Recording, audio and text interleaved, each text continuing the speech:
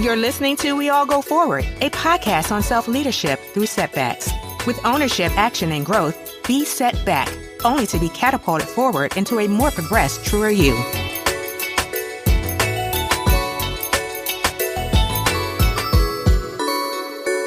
Howdy doody, friends, and welcome back to We All Go Forward podcast. Thank you guys so much for being here today. This episode is something that it's been on my mind for a little while. It was just an idea that popped up to talk about things that I did right in my 20s. As y'all all know, your girl is the big 4-0. Now, and it's not that I have arrived anywhere. No, if anything, life has gotten a teensy bit ghetto in certain ways.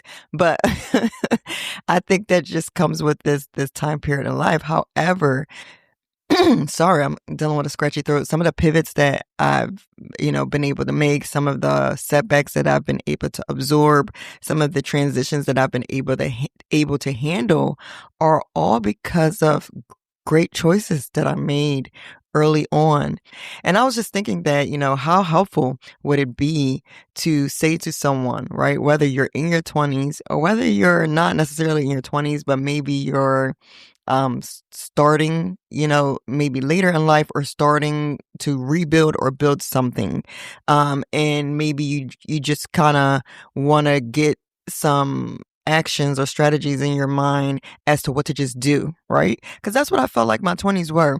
Pretty much, I don't say that so that we can justify impulsivity or bad decisions, but I'm saying that we're at that age, I think we're just focused on the doing, right?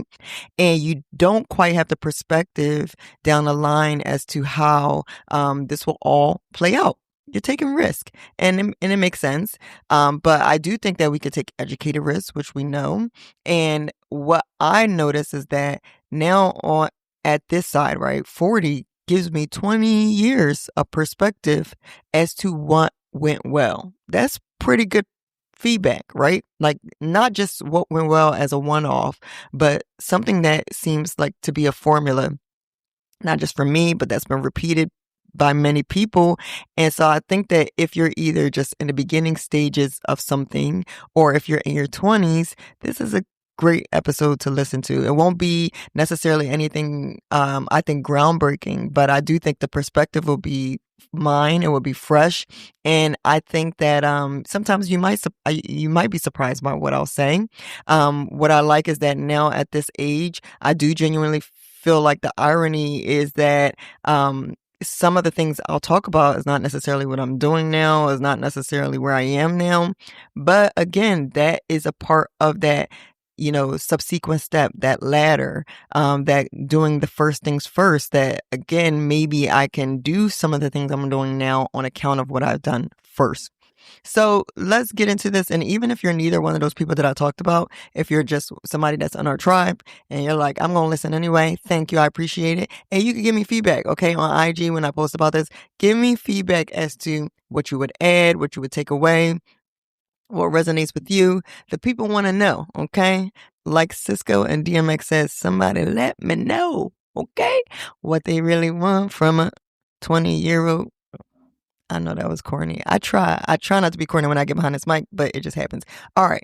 What is something that, as I look back, I felt I did right in my 20s and that if I were 20 again, I'd do again?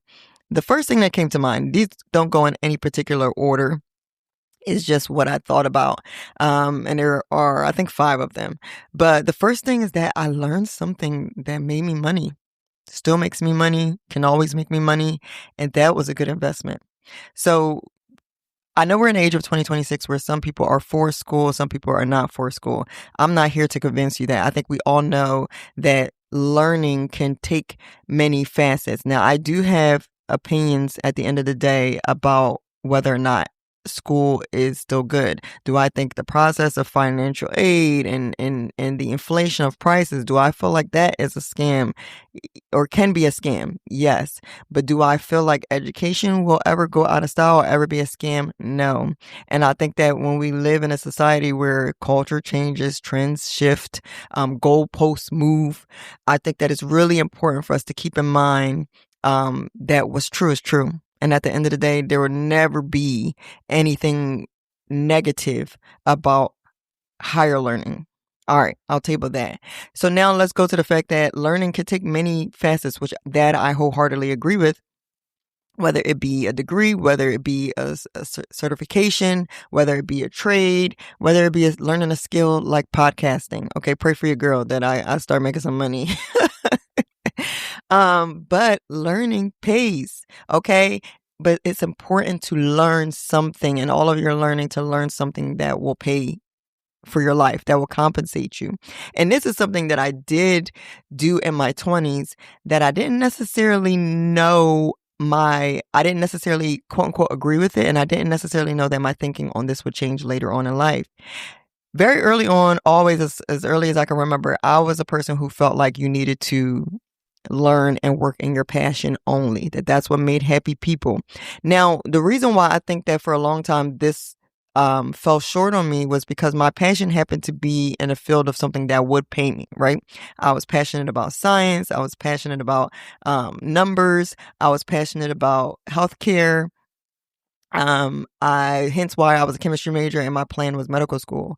But as you guys know, in my junior year, I switched, and I changed into public health. Now, the reason why I went into public health was because I'm like, if I'm going to finish this 4-year degree, I already have my prerequisites. So I was still smart about it. I already had everything that I would need that when I graduated from college, if I still decided to go to medical school, I could. Nothing would hinder me from applying. So I was very strategic about making sure I had everything I needed by the time I leave this institution that I'm paying for. However, let me at least just end with something that I like, but also something that I could get a job in as I, apply for or make my way towards medical school. And public health did serve both of those things. Now, at the time that I graduated, I already knew, and what played out to be true was that I was barely making any money in public health. Do I feel like public health professionals are obviously making more money now? Yes. Were there people even at that time on a federal level that were making more money than I was on a state level? Yes. However, only thing I could say is that I was very clear on the limitations that I felt that I would face in that field. So as soon as I graduated, I, found a job after my internship in public health, which was awesome too. Shout out to Pennsylvania Hospital's Diabetes Education Center. That was one of the first places that I really felt like, even though I just did public health as a just because, I might low key, high key love this or want this. Okay. So stay with me. So anyway, after I got a job at the health department in Philly, it was a fantastic job. But again, working with the public is always going to be hard. I felt like there would be a ceiling for sure as to my salary. And at the end of the day, I had a plan. I knew I wanted to work at the bedside.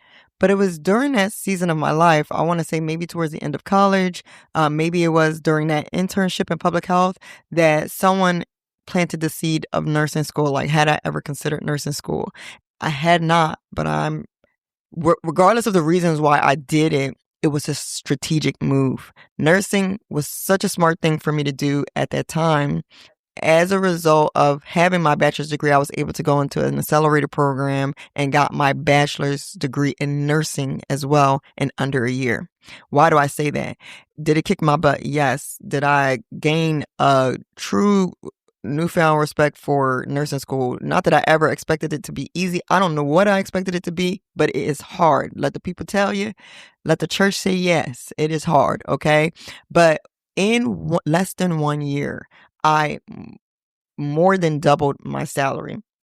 And throughout the course of my nursing career, I have easily tripled my salary from where I started in public health. Again, with the caveat that, with the disclaimer that I know I would have grown in my salary there, but maybe not so much. Maybe not without getting additional degrees. And yes, the nursing was an additional degree, but if you have to think about with just my bachelor's in nursing, I was able to triple a salary. It was a smart move. And it took me a year of hell, of buckling down. And I paid, don't get me wrong, listen, I paid for that degree. Anybody who went to Drexel Ace, listen, we used to joke that we were going to get the tuition printed across a t-shirt or a sweatshirt. What I paid for that 1 year is what I paid for 4 years at Westchester. So it was not cheap.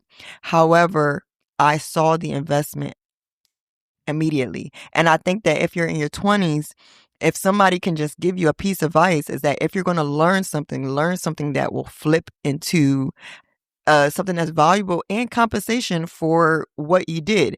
Does that mean that I think that we only should learn things that pay us a lot of money? No. And this is where you have to be strategic. But what I'm saying is in your 20s, at a time frame where you're trying to build your life, where you're going to need funds to build your life in other ways, it makes sense to invest in something that pays. And so that's why I talked about the passion part, that initially I thought that, you should only learn your passion. But where I have landed now is that if your passion is something that pays, you win. Child, I just wish I was a streamer. I wish that was my calling. I wish I would have figured out this social media stuff, I wish. But if your passion, y'all, I'm sorry, is something that's going to have you struggling, then what I stand by first is learn something that pays the bills, and then now use those funds to fund your passion. Of course, life is not a straight line for anyone. You could do as you wish, but I do feel like, again, that strategy is something that works time and time again for everyone. The alternative may work. Are there going to be stories where people are like, I had $0 and then next, somebody found me and now I'm a gazillionaire? Of course, but you have to think statistically. So, let God lead you. Follow your intuition, of course, but if you're open to advice, that's the best advice that I could give you, which is to learn something that will compensate you. Last thing that I really want to drive home here is that sometimes we think we know fully what our passion is. However, sometimes we just think we're not passionate about something because the title doesn't fit.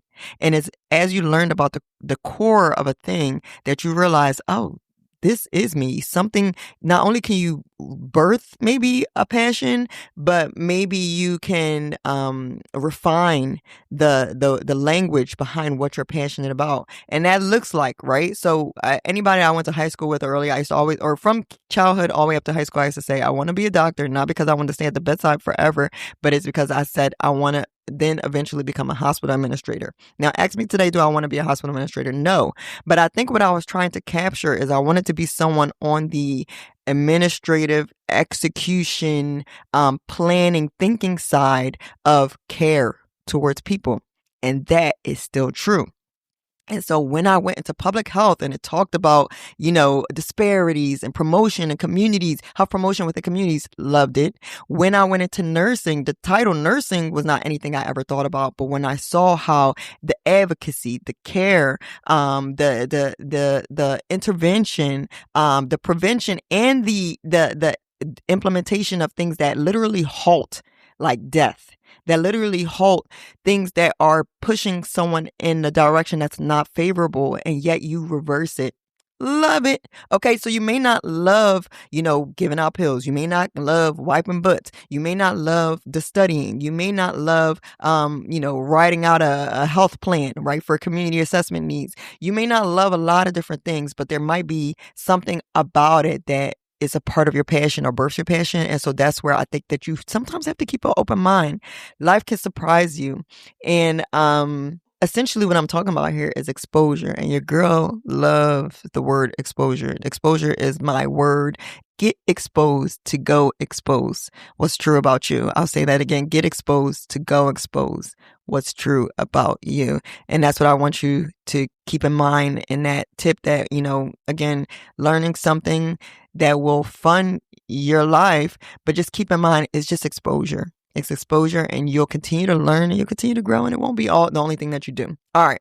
Next tip that I want to share of something that I did well in life is actually relational. So that first one was kind of career oriented, but relationally, y'all, the only way I can say this is I stayed away from the busters, okay? I don't want no scrubs. All right, whoever you're attracted to, this is a tip for you, but I'm going to speak as a woman. A woman, Mulan. Okay, a woman. All right, I didn't spend time on men with stagnant mindsets. I didn't spend time on men that will ruin my life. And before you say, we don't know who's going to ruin, there are signs, girlfriend. There are signs, boyfriend. There are signs, okay? So you need to make a good choice early. And here's what I'll say here. The good choice is not about who you choose. It's more about who you don't choose. And I think that's the biggest thing I did right. I avoided terrible men like the plague, y'all, until I was in a position to make a good choice. And I'll say it a different way. I avoided bad men like the plague so that I could be in a good position to make a good choice. Because I think we minimize how much, again, being hitched to ratchet, messed up people brings us down. We minimize how much just being in their space. Remember, we talk about a lot of times with setbacks, just the environment. It's hard to thrive. And I think that had I cleaved myself or connected myself, because it's not just about marriage, right? It's about who you have children with. It's about who you entertain in so many different ways, sexually, mentally, emotionally.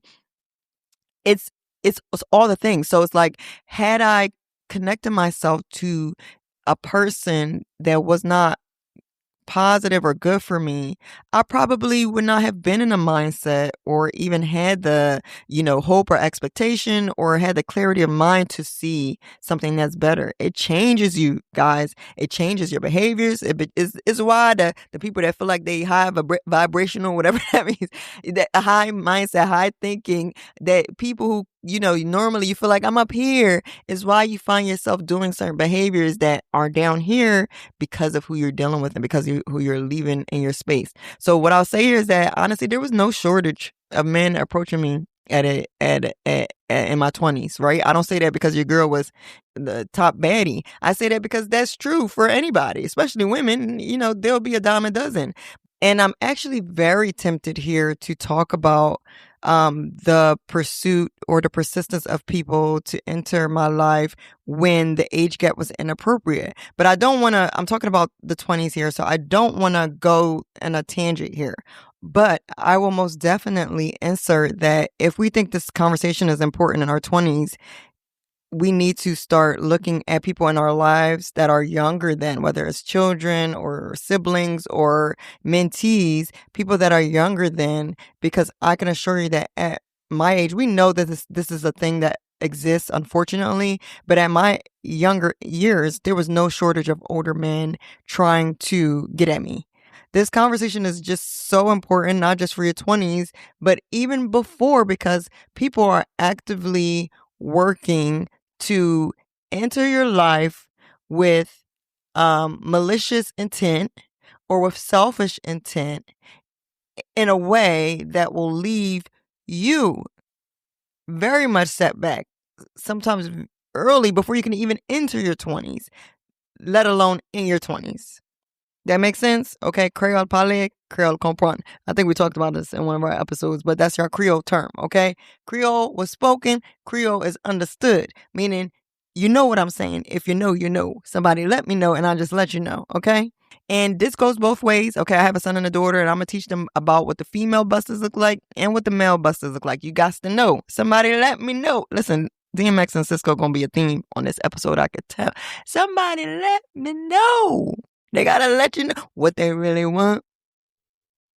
Child, they got to let you know. Okay, so somebody got to let you know what they really want from a 20-year-old and is not, well, teenager I was talking about, but is not, even in the 20s, it ain't good, okay? So let's just go back to just people who are on maybe appropriate, peer lateral space with you.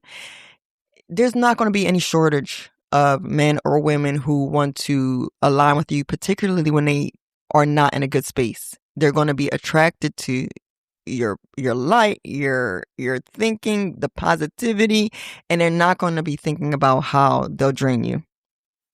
That's the best way to say it. And so when you make a good choice early, I want somebody to know, because I feel like people might say, well, that doesn't necessarily mean that things will go well. 100,000%. Making a good choice early and avoiding the bad people early, that doesn't mean that your spouse will be perfect or your partner will be perfect. It doesn't mean your marriage will last forever. You pray it does. It doesn't mean all your, dating prospects will end perfectly. But it's about the foundation. Again, we're talking about avoiding the busters and how can we make good choices with someone that we just allow in our space, period, whether your decision is marriage or not. So no, it doesn't mean any of those things. But what it does mean is that you got the good bones, meaning this. it won't guarantee you a lasting marriage, but it will guarantee you a great foundation for a lasting marriage or partnership. And that's worth a lot. Okay. The minimization of risk, the bettering or optimization of the probability of success, that's what any of us can hope for. And so when you have good bones with good people to start off with, the sky's the limit. Of course, you both have to still work on it. Of course, there's no certainty. It takes two to tango, all the things. But at the end of the day, a duck is a duck is a duck. Quack, quack, quack, quack. Okay? Stop trying to save people. Don't let people in your space if they're just not right for you. As Dr. Darius Ams, man, I really do find a way to put him into every episode, says fruit inspection. Okay? What fruit are they showing you? If you're looking for apples and they're showing you oranges, move on. Okay, that's all I'm going to say. All right.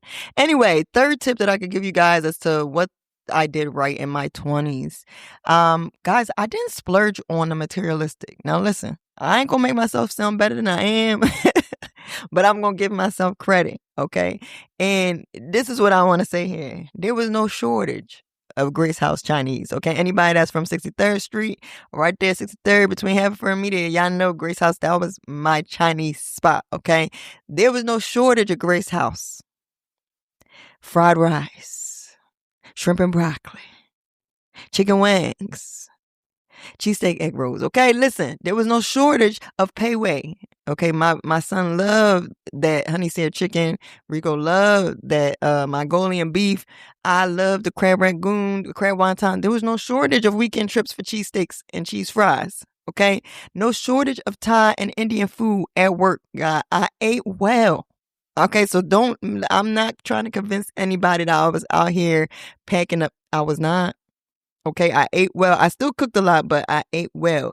But what I'm saying is that I made conscious efforts towards making what's first. And that's what anybody has to do. So in your 20s, I'm not telling you don't enjoy your favorite drink, don't enjoy your favorite food.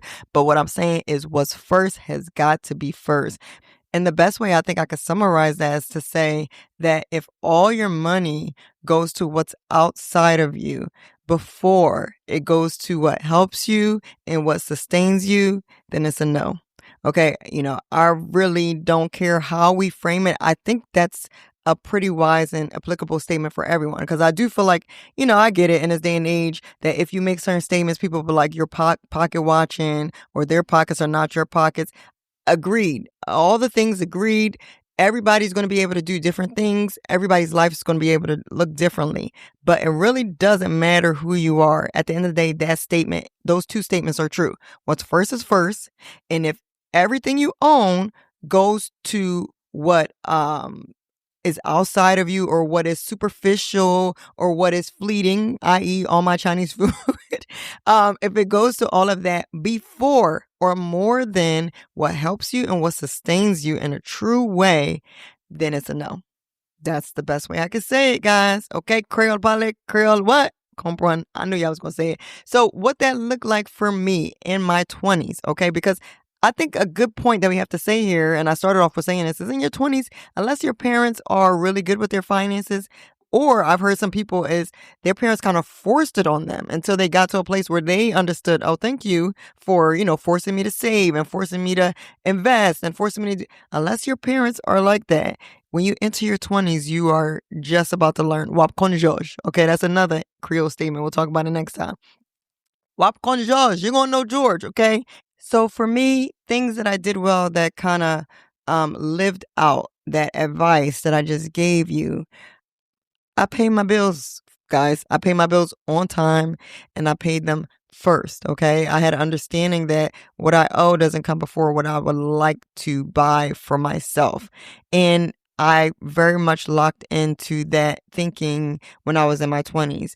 Under that umbrella, though, some we all might say, okay, yeah, we all know we got to pay our bills, but under that umbrella, there were other things that I did right, and I started to practice them in my 20s. Meaning, I began to understand that paying myself is actually the first bill that I should carry, and that it looks like a savings. Because quite honestly, if you're paying your bills on time, even being responsible, if you're not learning to save, essentially you are still setting yourself up to fail, because you're now maybe overestimating how much leftover you have.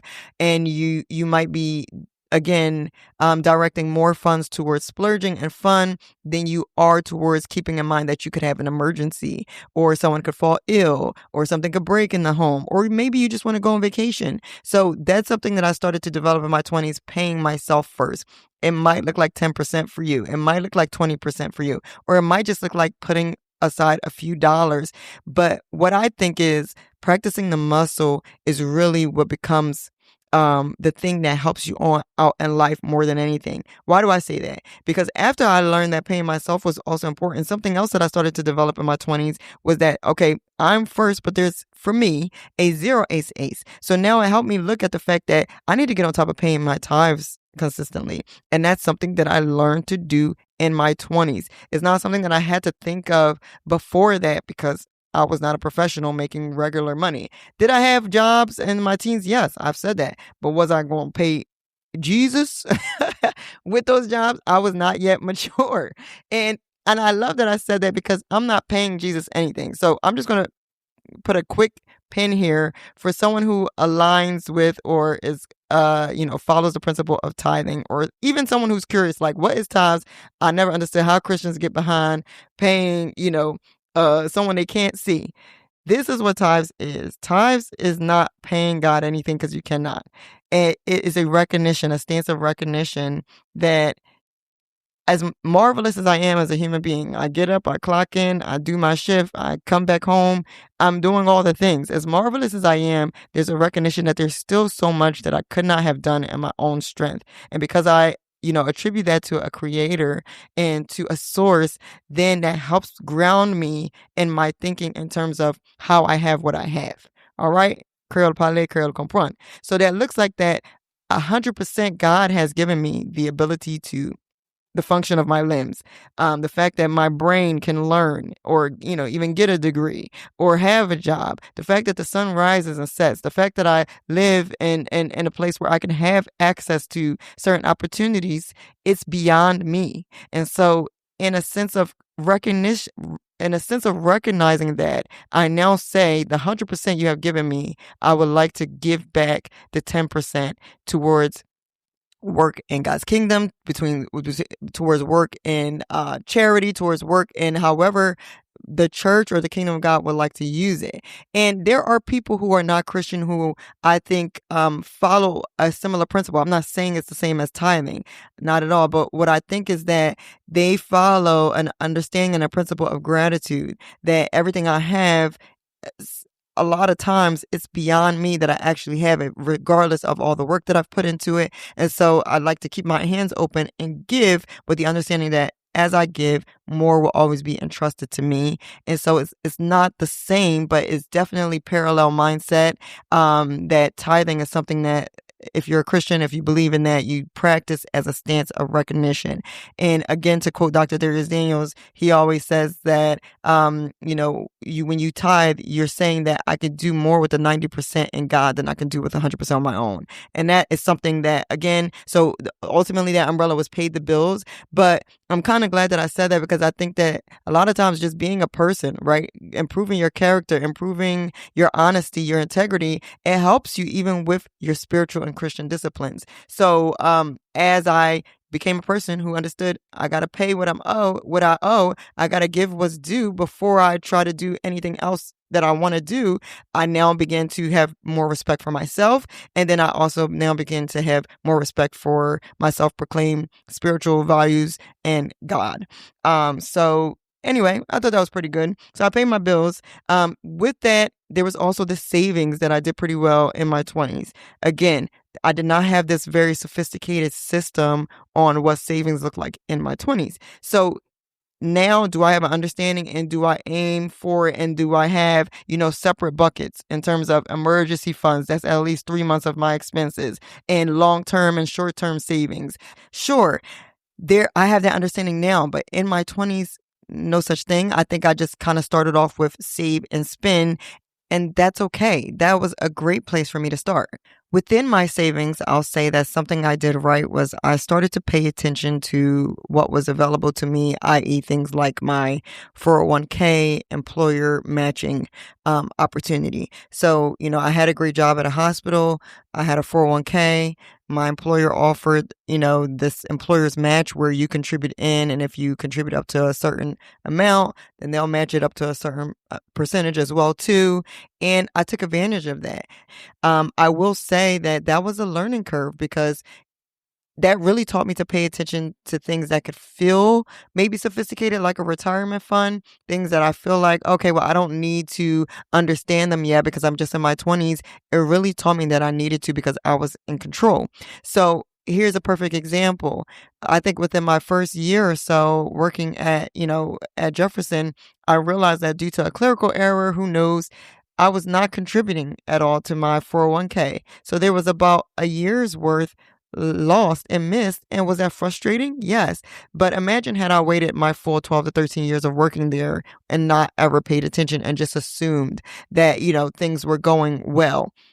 I think there would have been not only great disappointment, but it would have been a huge financial miss. So after correcting that, I made sure I was contributing. I made sure my employer was matching. And that is an investment that I still carry today, even after leaving, my first two nursing jobs. So, what I will say is something that I've carried on, or that experience has taught me, is that now that I'm no longer with those hospitals, I also pay attention to correspondence that comes in from them, because what can happen, what I've learned in my older age, not in my 20s, but what I've learned is that when you're no longer with a facility, they may stop certain contracts with the financial institutions that they were involved in for people who are no longer employees.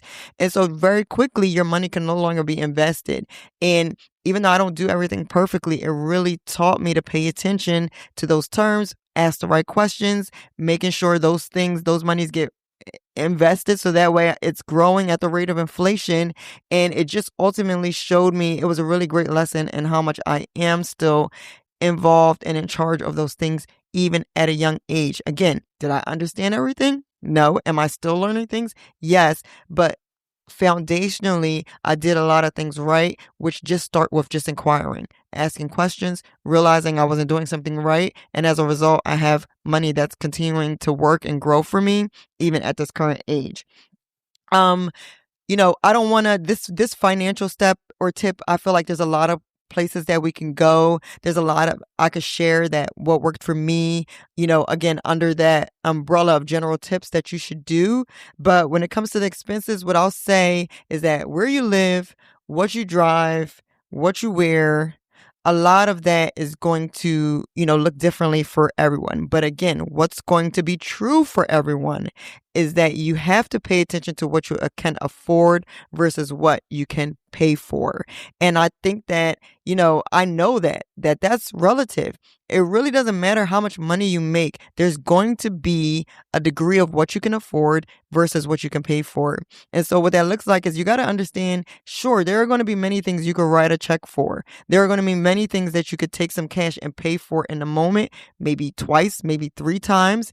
But what you can afford is something that you can pay for, and you can pay for consistently without sacrificing your true needs and your true wants even. So, there were times along, I think, my 20s, specifically since I was married, young, and from me and my husband, him, starting off his business very early on in our marriage, me being a nurse, people would think, well, you're in real estate and you're a nurse. Sure enough, y'all can afford this. And we had to define what it is that we could afford.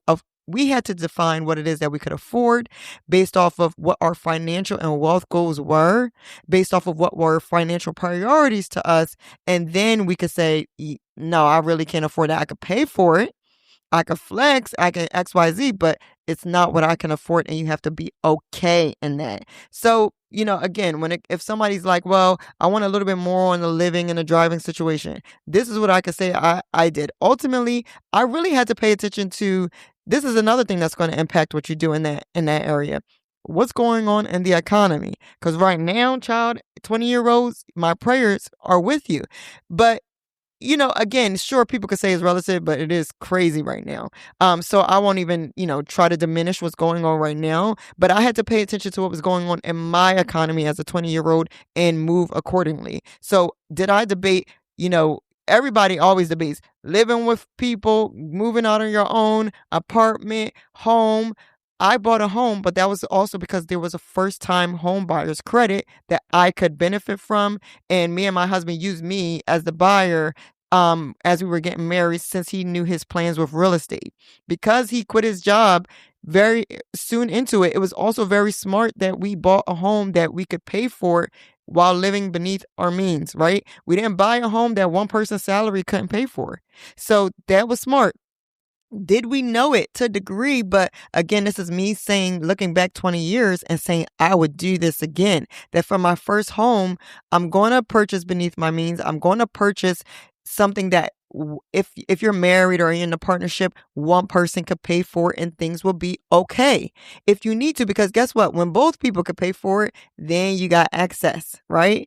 Then you can start making moves. So what that looked like for us is that whenever there was a large lump sum that came in from his business, now we paid off a vehicle. Now we paid off some debt. Now we paid off taxes. If you know, you know. Now we were able to put, a large amount into savings. Now we were able to move from him being the middleman and being the person that finds investment properties for people to now us purchasing investment properties and starting a portfolio. So again, you got to know what's important to you. Here's something else we were able to do. We were able to invest in our children's education. And boy, oh boy, it's got to be what you want to do. Because have there been times that I've looked back over the past, our oldest is now 14, and said, did we make the best financial decision by paying child for their child care and for their education in a way that was maybe higher than maybe what some of our peers were doing? When my 14-year-old want to hit me with the, 14-year-old talk of one-word answers and the fairs, whatever that means, do I start to, massage my temple and say, child, little boy, you better hit me with that dialogue based off of what I paid for? Yes, I want to think that. But at the end of the day, I'm trying to tell you it's all there and I can't regret it. When I look at my two children, what I see is such intelligence. I see self-awareness. I see consideration. I see ability to dialogue and advocate. I see, when I say consideration, I mean as well respect for different cultures and people, because not only were we very, very mindful and intentional about them having teachers or coaches or dance teachers or whatever you want to call it who look like them, we were also intentional about them being around people who didn't. So I diversity was key for us and them, because I think that it taught them to be independent thinkers. It taught them to be, again, all the things that I just mentioned. And anytime I look at my children, honestly, there are people who comment on that when it comes to our children. And before, without me necessarily thinking or attributing that to where we paid for them to go to school, I knew that we were being intentional, again, with exposure. But I don't necessarily look at that. I just look at it like, I got great children. They got great parents. We were intentional. But I'll have people who say, no, I definitely see the difference. Now, here's what I want to say there. Am I saying that, money is what makes your children go? We know that's not true, guys. No. And I actually have the perfect example of that. I think what I'm saying is that as a parent, again, you have to put your effort as where your mouth is. And sometimes your effort looks like your finances as well. And do that how you see fit. So my mom, she was a single parent immigrant in North Philly. Okay. The people would, I always just blanket North Philly, West Philly, but the people would say Broad Island. Okay. Island. She was a single mother immigrant with the 3 girls. Yet, guess what? I feel like she had the same results when it comes to her children. Did she pay for private tuition? To her, you asked Sister Ketley, the Paminator, to pay some private tuition. It will not happen because she could not. And I don't know that she would have saw that as a great investment, but she had other motivating factors. So y'all better act right and y'all better speak right, and you better live right. And also, like I've said in other episodes, she did her version of what it looks like to put her children in the right environments that cause them to flourish. So did that look like all the applications to go to schools, or the testing to go to schools or qualify for schools that might not necessarily have been in our neighborhood? Yes. That was her version of doing what she had to do as a parent. And I had my own version. I would have loved to repeat it what my mom did as a parent 100%, but I had to spit out the bones and eat the fish, meaning I did not want to motivate my children with batons. And her Philadelphia looked much different than my Philadelphia. So the school district opportunities literally were different. And I know that it also adjusted to be something where you had to, after a while, it was kind of like you had to go to the school in your neighborhood, unless you were paying private. So I had to look at what was in my neighborhood. When we bought our home as a young married couple, first time home buyers, and I had to look at what was offered in my neighborhood. Is that what I thought was best for my children? And if it wasn't, then I had to put the effort, and effort sometimes looked like putting my money where my mouth was. And that's all I can say. So, I hope that's helpful. Please hear the general statements that apply to, I think, all of us, and just understand as well that I inserted things that the way it looked for me. Last few things that I'll say here is that, partnership really matters. So again, in your 20s, I think that whether you're married or whether you're, in a relationship where you're involving your finances, whether it's something business wise, you do have to pay attention to your partnership, and you have to keep that in mind with how you guys work in tandem, through that era of your life. Something me and my husband did, only one person took a risk at a time. Okay. We were always working, always using what we had to kind of prepare us for where we wanted to end up. And like I said, all in all, you really just have to give and take based off of what your definition of wealth is. A lot of times, y'all, my give looked like I had seasons I wasn't in the hairdresser. I had seasons I wasn't at the nail salon. Still don't be there unless it's for a special occasion. I had seasons where I didn't necessarily buy or drive whatever I wanted to do. I still live like that. Am I saying somebody's wrong if they get their nails done? No, I know several women who do, and I love it because I be needing my nails done, they be looking a mess. Am I saying you're wrong if you prioritize the hair salon? No, because half of the reason why I be depressed and feeling fugly is because your girl ain't been in a hair salon chair.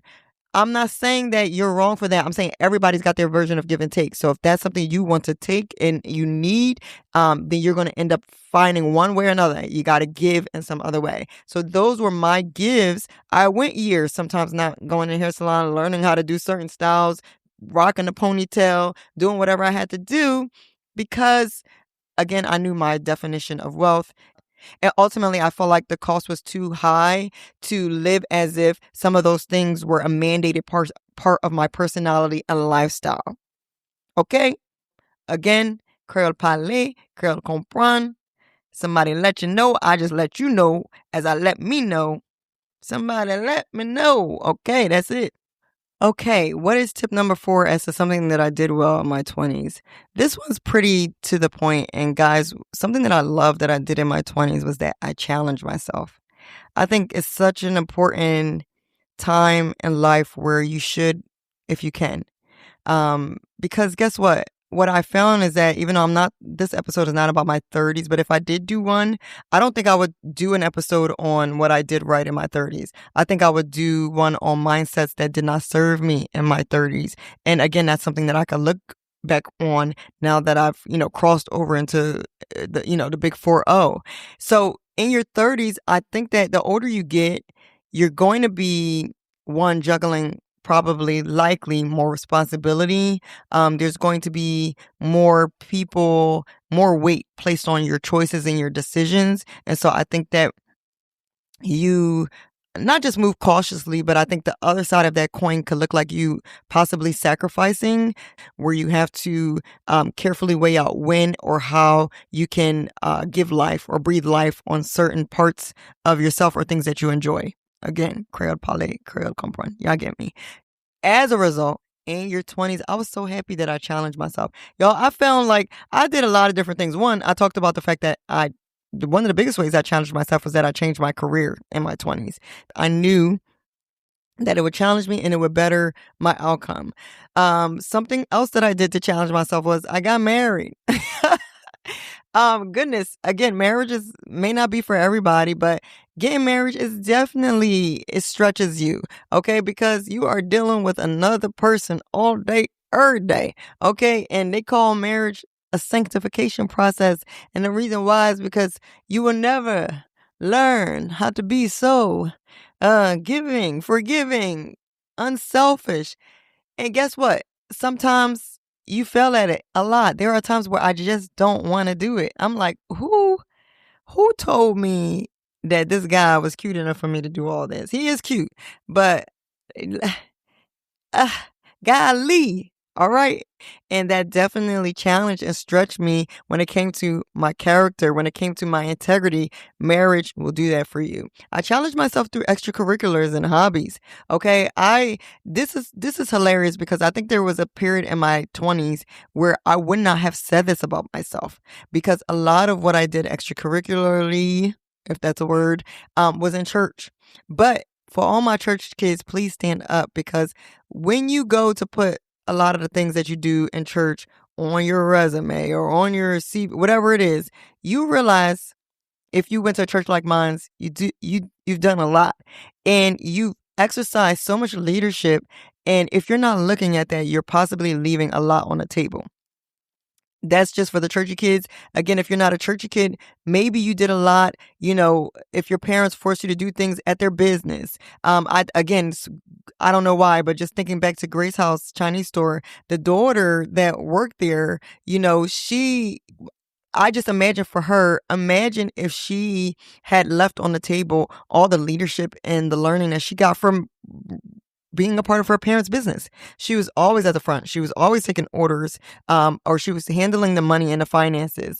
We have to look at our life experiences and maybe see that we could be leaving something on the table in terms of what is challenging us and what is growing us. So look at your extracurriculars, look at your hobbies. At my church, y'all, I have been social events coordinator. I have been outreach coordinator. There were talent shows. There were fashion shows that I coordinated. There were block parties and outreach events. So this is where I was able to tap into, a lot of my public health and my love for, healthcare in general, of having not just stations where people could come for prayer, but the practice of coordinating with different organizations and agencies to have health screenings, to have book bag giveaways, to have resources for those lacking income or insurance or those dealing with language barriers. These were all things that followed me, not just in my 20s, but things that I did in my 30s and even prioritize how I approach my work with community now.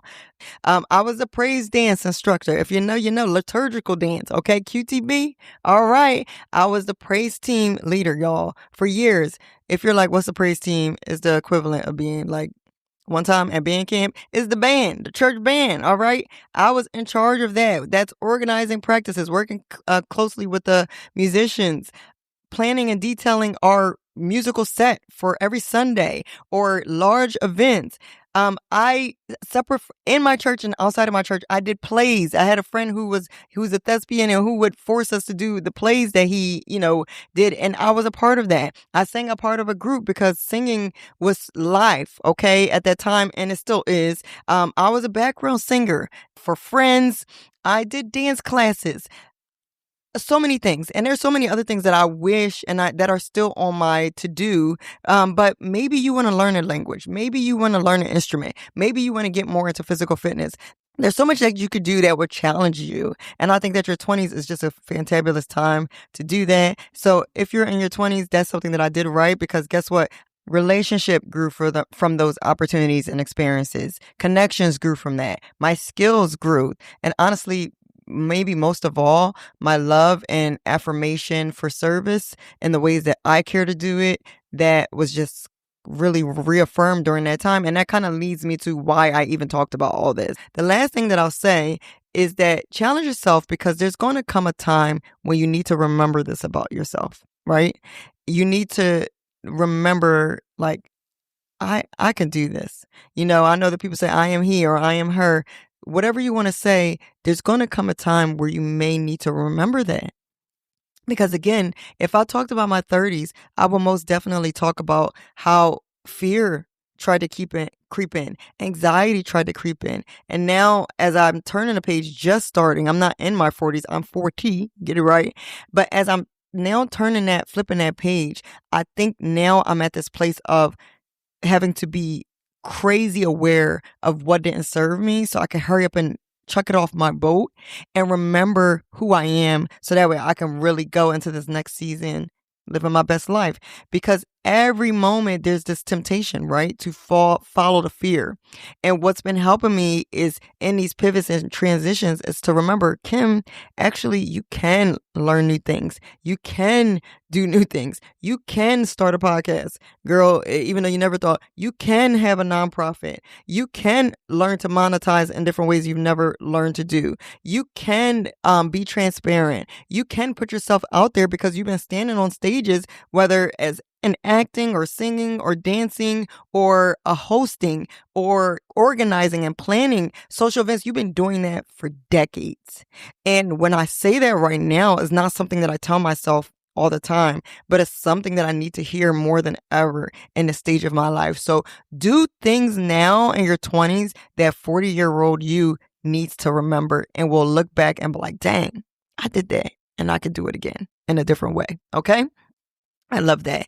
And so my last tip that I will leave you guys with that I think I did really well in my 20s is kind of connected to what I just talked about.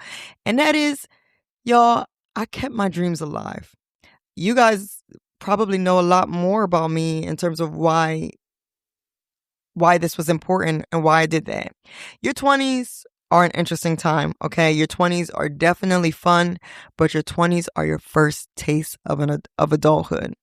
There's a lot about you that you have to deny in order to come out on the other side, right? So yes, in your 20s, it's fun. Yes, in your 20s, you're coming off of the fact that you're maybe funny or that you love to hang out with your friends or that you are the party goer or that you're this. But as you enter adulthood, there's a lot of that you have to adjust and you have to deny. You have to get a job and it may not be your dream career. You have to get a place to live and it may not be what you dream that you would get because of what you can afford.